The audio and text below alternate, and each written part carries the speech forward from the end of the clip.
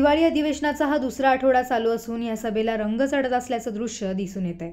अशात कोकणात विहीर खोदण्यासाठी निधी वाढवून मिळावा आणि कोकणातील पाणी टंचाईवर मात करण्यासाठी डोंगर माथ्यावर पाणी अडविणे अत्यंत गरजेचे आहे। यासाठी शिवसेना उबाटा गटाचे आमदार भास्कर जाधव यांनी कोकणची भौगोलिक रचना लक्षात घेता विहिरींकरिता अधिकच एस्टिमेट कॉस्ट वाढवून आपण द्याल का? पावसाचे पाणी डोंगरावर साठवण्यासाठी शास्त्रशुद्ध पद्धतीने अभ्यासगट नेमणार का? असे सवाल उपस्थित केले आहेत। तरी देखील याच्यामध्ये धोरणात्मक विषय आला म्हणून मी या ठिकाणी मंत्री महोदय उभा आहे। आता आपण सांगितलं की शेततळ्याची जी काही एकंदरीत एस्टिमेट कॉस्ट असते ती जास्तीत जास्त 75,000 रुपये आणि 6 लाखापर्यंत आहे। आज कोकणामध्ये अध्यक्ष महोदय साधी विहीर जरी खोदायची झाली तरी कमीत कमी 15 ते 16 लाख रुपये एका विहिरीला येतात। खर्च कारण ब्लास्टिंग करावं लागतं। कोकणामध्ये प्रत्येक ठिकाणी खाली काळा दगड किंवा जांभा दगड हा ठरलेलाच आहे आणि मग अशा वेळेला 75,000 रुपयामध्ये कोकणामध्ये तळी कधीच होणार नाही। जेव्हा ही शेततळी मागणी त्याला शेततळी योजना सुरू झाली त्यावेळेला त्याची एस्टिमेट कॉस्ट ज्या मॅक्झिमम 50,000 रुपये होती त्यावेळेपासून मी सातत्याने मागतोय की कोकणाकरता आपण कोकणाची भौगोलिक रचना विचारात घेता अधिकचा एस्टिमेट कॉस्ट वाढवून आपण द्याल का?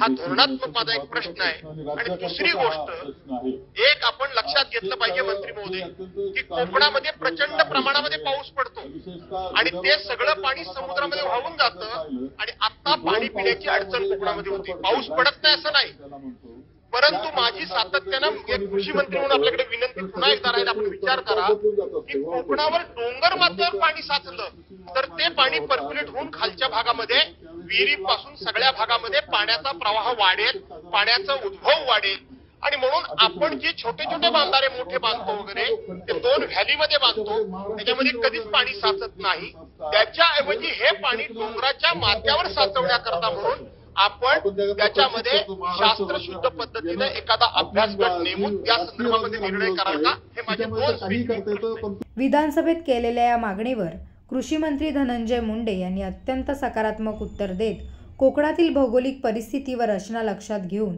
लवकरच याबाबत धोरणात्मक निर्णय शासन घेईल असे आश्वासन दिले आहे।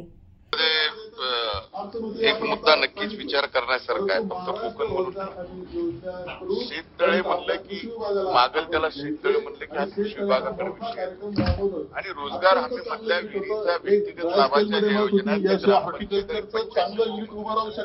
सुरुवातीला की मूळ तफावत योजनेमध्येच रोजगार हमीच्या आणि कृषी विभागाची रोजगार हमीच्या योजनेमध्ये शेततळे देताना त्याला 6 लाखापर्यंतची मर्यादा, पण तरी सुद्धा रोजगार हमी मधून शेततळी जास्त होताना दिसत नाही। याचं कारण की सर्व शेततळी ही मजुरांनी करायची, शेल्फवर मागणी जशी येईल ती मजुरांनी करायची।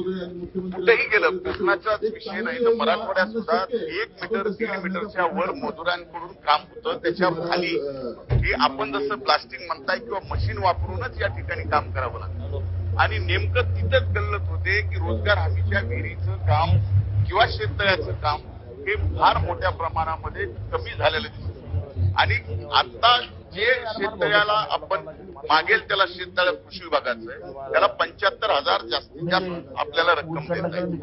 आता ह्या 2 भागामध्ये आपण जी सूचना केलेली आहे ती धोरणात्मक आणि त्यामुळे धोरणात्मक ही सूचना ह्या बाबतीमध्ये कोकणाचा विचार करता नक्कीच सकारात्मक विचार सरकार बाळासाहेब। ब्युरो रिपोर्ट, प्रखर लोकमान्य न्यूज, नागपूर। संपूर्ण महाराष्ट्रातील परखड बातम्या पाहण्यासाठी आमच्या प्रखर लोकमान्य न्यूजला सबस्क्राइब करून बेल आयकॉनवर क्लिक करायला विसरू नका।